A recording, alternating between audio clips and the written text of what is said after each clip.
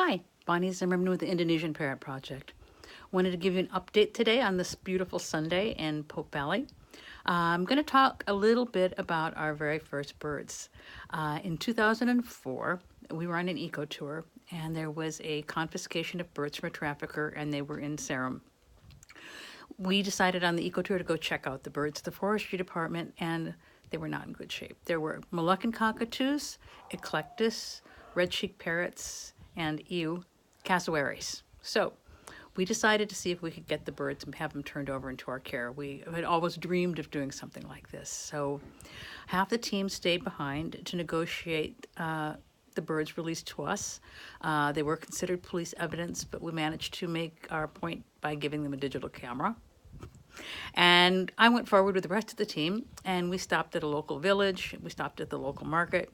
We bought everything we could possibly think of to make cages, and there were no bowls. We got like toy pails and things. And we went all the way to Sarum, and we got together with the local community. We built a couple of cages in the forest. Just very, very simple. The next morning, the birds showed up. We were shocked because we weren't sure what was going to happen, but they were in really bad shape. They were starving.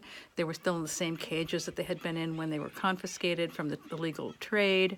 And we didn't think they would live if we didn't do something about it. Sorry, I'm outside and I've got mosquitoes. So we went ahead and we moved them into cages in the dark. We went into the forest, we moved them all in, and then prayed that the next morning something would be good. And when we got up in the morning, we went out to the forest, and sure enough, a couple of red cheek died, but everybody else was okay. Well, that decided that we were going to start doing rescues, and we were going to rehabilitate and release. And that was the start of a very long, complicated project. However, in 2006, those birds were ready to go.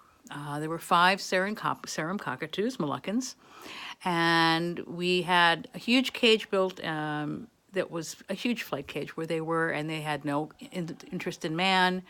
They are completely private. They had supplementary food area, and they were definitely wild candidates. They were not pets. So we decided to have the release in March of 2006 and invite the entire local community because we felt that's really important to send a good conservation message. Also, we wanted to shoot it. We were all in blinds and hiding, and the school children are there. It was a major event. And Dr. Metz was with me. He was my mentor, my teacher, and my best friend. And he taught me lots of stuff, but we put a bet. And the idea was $50. How long is it going to take for those birds to get out of the cages? And I figured it was going to be 6 to 8 hours. And I was prepared to just sit and monitor them or whatever I had to do. So they opened the door, the Manusela National Park, they come talk. We have supplemental food platform nearby. The birds know the food's there.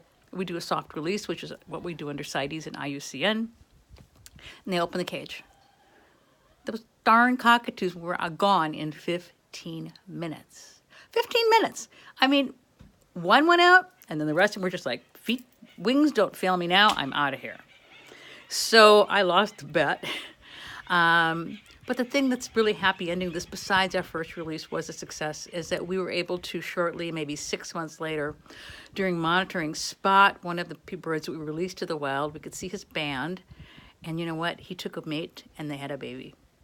So although it can't change change the large populations of birds, it sends a strong message of conservation, and it just fills my heart with joy. So please, if you could continue to donate to our documentary, I would truly appreciate it. Share this with your friends.